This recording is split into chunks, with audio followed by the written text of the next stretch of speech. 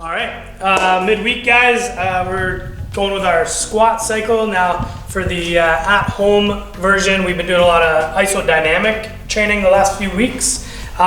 Today, we're gonna keep that theme, but it's not gonna be isodynamic training. We're getting rid of the iso, we're keeping the tempo, and we're gonna add plyometric speed, okay? Because we're getting kind of up to the more power percentages of the cycle. So we're gonna keep that tempo. So I'm gonna do a 3-2-X1. So 3 down, 3 seconds that is down,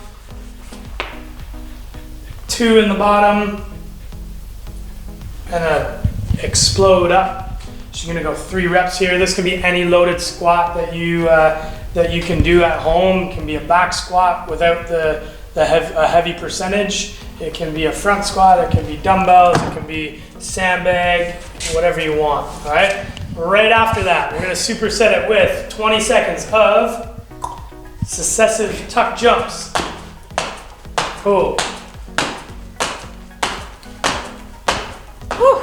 Nice. So you're gonna do that for 20 seconds, getting as many reps as you can. Treat it like a 20-second hard AMRAP. It's gonna spike your heart rate, okay? But the whole point of that is to develop that explosive power and speed, and to kind of exhaust that in a plyometric fashion. The tuck helps with that kind of eccentric, the way down that we're doing in the tempo.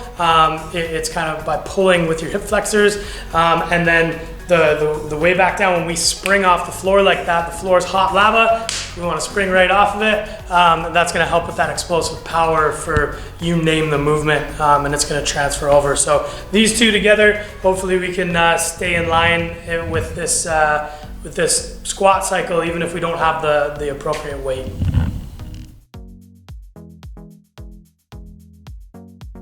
All right guys, so today we have a mixed bag of training.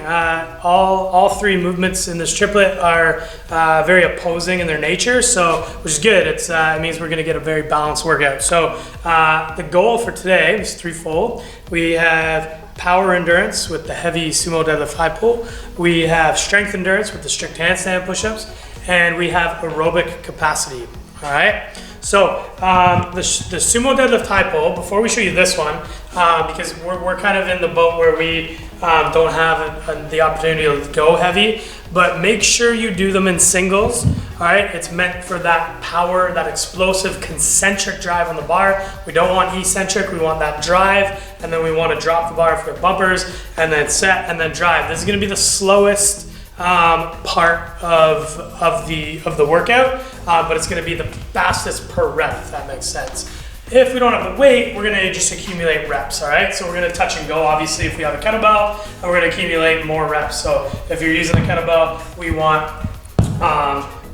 like at least 10 reps, and then if it's very light, we're going to go up to 20. And notice how Em touches and goes. She keeps her tension, but she's still getting that hip drive and that hip speed. So there is some power value she's getting out of that. All right.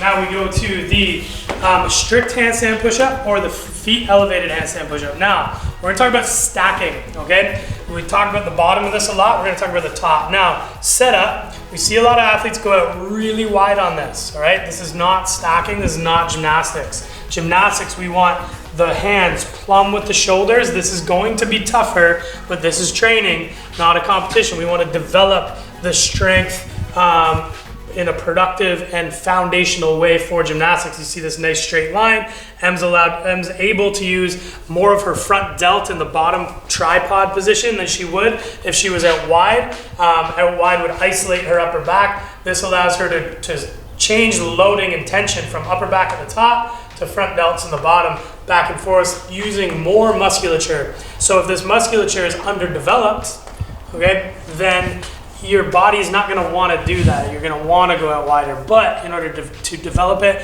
we need to expose the body to proper stacking, okay? So something to work on if you're doing pikes.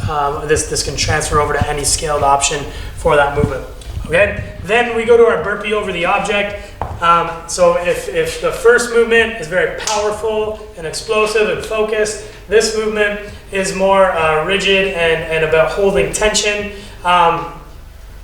This is going to be the fast kind of knock you on your ass movement, all right? So this is the one where we're going very fast. Em learned last week the kind of monkey or gorilla style, and the hybrid, and she's using that very productively today, all right? So nice fast burpees, nice control on the handstand push-up, and very explosive on the sumo deadlift high pull.